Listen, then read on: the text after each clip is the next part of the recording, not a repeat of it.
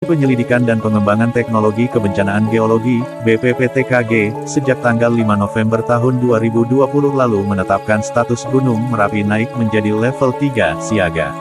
Penetapan status siaga ini karena peningkatan aktivitas gunung api yang terletak di perbatasan 4 wilayah yaitu Sleman, Magelang, Boyolali dan Klaten, Jawa Tengah. Dengan status siaga ini, seluruh aktivitas dan kegiatan di radius 5 km dari puncak Merapi, tidak diperbolehkan. Meningkatnya aktivitas Gunung Merapi ini sering dikaitkan dengan hal-hal mistis yang berkembang di masyarakat. Di mana Gunung Merapi di dunia supranatural dianggap sebagai salah satu pusatnya kerajaan makhluk halus di Indonesia. Gunung ini juga punya kaitan yang sangat erat dengan Laut Selatan Jawa yang sangat kental dengan mistisnya. Gunung Merapi diyakini dikuasai oleh kerajaan gaib yang sering disebut sebagai Keraton Merapi. Konon Keraton Merapi ini sudah ada sejak dahulu bahkan dikenal memiliki hubungan yang erat dengan awal pendirian Kesultanan Mataram pada masa lampau. Ada sebuah cerita yang menyebutkan jika Keraton Merapi membantu Kerajaan Mataram ketika itu untuk mengalahkan Kerajaan Pajang dengan cara menewaskan pasukan Kerajaan Pajang lewat letusannya.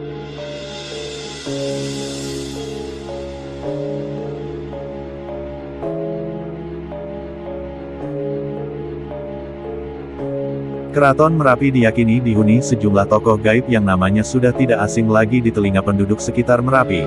Kata Tomon tokoh masyarakat lereng Merapi warga Wonokerto, Turi, Sleman, Tomon Haryo Wirosobo.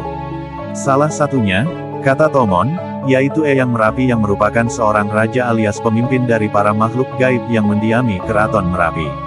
Selanjutnya Eyang Sapu Jagat merupakan penunggu kawah Merapi dan menjadi pengambil keputusan apakah Merapi akan meletus atau tidak. Eyang Sapu Jagat memiliki dua orang panglima yang bernama Kiai Grinjing Wesi dan Kiai Grinjing Kawat. Kemudian Eyang Megantara merupakan salah satu tokoh pemuka yang tinggal di puncak Merapi. Tugasnya adalah untuk mengendalikan cuaca dan mengawasi daerah sekitar Merapi. Juga ada Nyi Gadung Melati yang merupakan pimpinan para pasukan wanita Keraton Merapi dan bertugas untuk menjaga kesuburan tanaman dan juga menjaga binatang ternak di sekitar Gunung Merapi. Tokoh selanjutnya adalah Eyang Antaboga yang ditugaskan untuk menjaga keseimbangan gunung agar tidak sampai tenggelam ke dalam bumi. Sementara Kiai Petruk bertanggung jawab terhadap keselamatan penduduk Merapi. Ia ditugaskan untuk memberitahu warga ketika akan terjadi letusan sehingga mereka dapat menyelamatkan diri. Kiai Sapu Angin merupakan salah satu pimpinan roh halus yang bertugas untuk mengatur arah angin. Sedangkan Kiai Wola Wali merupakan salah satu tokoh yang tinggal di Istana Keraton Merapi. Tugasnya adalah untuk menjaga dan membersihkan teras Keraton Merapi dan juga bertugas untuk menjaga ternak dan satwa yang ada di gunung. Ia juga sering memberikan informasi mengenai waktu terjadinya letusan kepada para penduduk di sekitar Gunung Merapi, terangnya.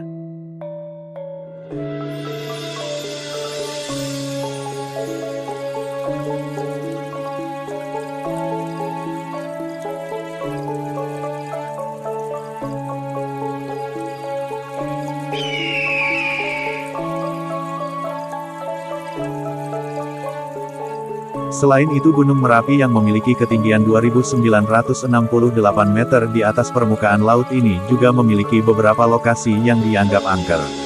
Lokasi tersebut terbentang dari mulai hutan, lereng, hingga puncak gunungnya. Para penduduk di sana sangat menghormati tempat tersebut. Di antaranya dilarang untuk menebang pohon, mengambil rumput, memindahkan, hingga merusak benda-benda yang ada di kawasan tersebut. Selain larangan aktivitas tersebut, kita juga tidak boleh berbicara kotor atau berbuat maksiat di tempat tersebut.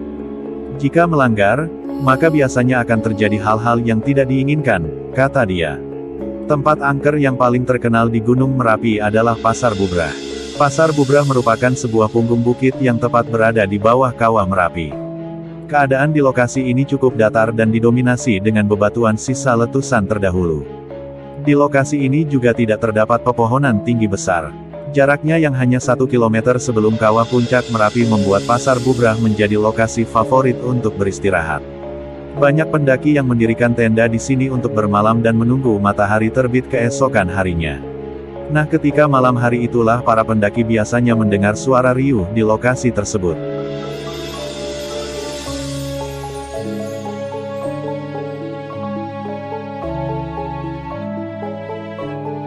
Suara riuh tersebut mirip dengan aktivitas jual beli yang terjadi di pasar.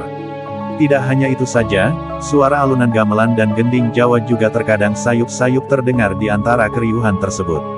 Para masyarakat juga percaya jika bebatuan yang berserakan di lokasi tersebut merupakan warung dan meja makannya para makhluk halus pengunjung pasar tersebut. Tidak sedikit dari pendaki yang menginap di Pasar Bubrah pernah melihat penampakan berbagai makhluk gaib.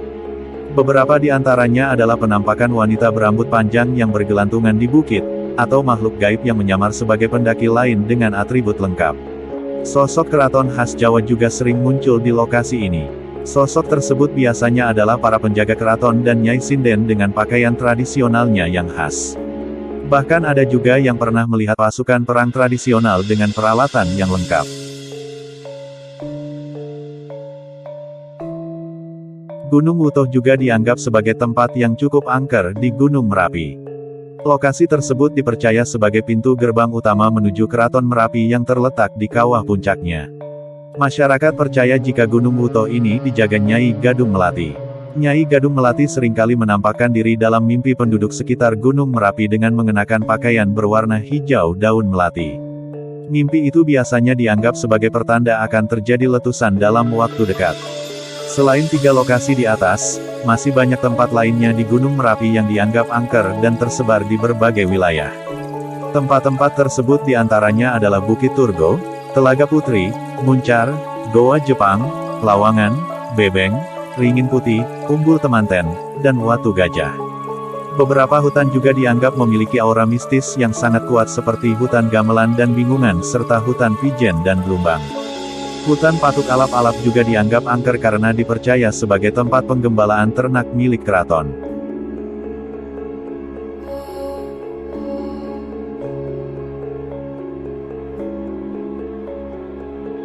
Banyak orang yang percaya dengan mitos tersebut, namun tidak sedikit pula yang menganggapnya hanya mitos. Orang-orang yang tidak percaya biasanya melihat berbagai fenomena tersebut dari sisi ilmiah. Sebagai contoh, suara riuh yang terjadi di Pasar Bubrah merupakan efek dari angin malam yang bertiup dengan kencang di daerah tersebut. Angin tersebut bertiup kencang dari bawah melewati lereng-lereng sehingga akan menghasilkan fenomena suara yang berisik seperti layaknya keadaan di sebuah pasar. Selain itu, keberadaan tempat-tempat yang dianggap angker tersebut juga merupakan cara nenek moyang kita agar kita tidak merusak alam. Dengan adanya larangan menebang pohon dan semacamnya, maka secara otomatis wilayah tersebut akan tetap asri dan akan menopang kehidupan penduduk di sekitarnya dengan baik, ungkapnya.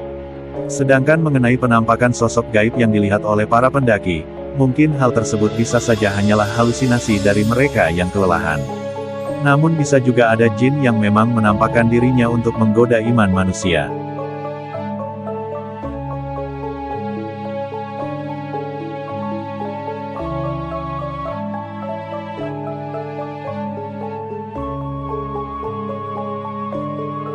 Dalam agama Islam, jin memang salah satu makhluk ciptaan Allah yang banyak tinggal di kawasan hutan dan pegunungan.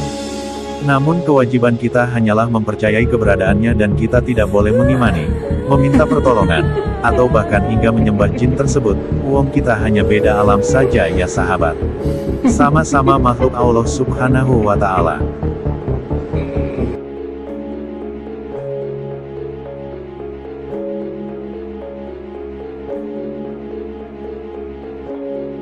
Nah, itulah sahabat khazanah ilmu langit semua, misteri kerajaan gaib Keraton Merapi yang tak kasat mata. Semoga bermanfaat. Ada benarnya dari Allah Subhanahu wa Ta'ala, ada salahnya memang dari kebodohan admin pribadi. Semuanya dikembalikan kepada Allah yang maha hebat. Skenario ulum, kita sebagai makhluk tinggal ngelakoni wae. Wallahu a'lamu bishawab. Wassalamualaikum warahmatullahi wabarakatuh.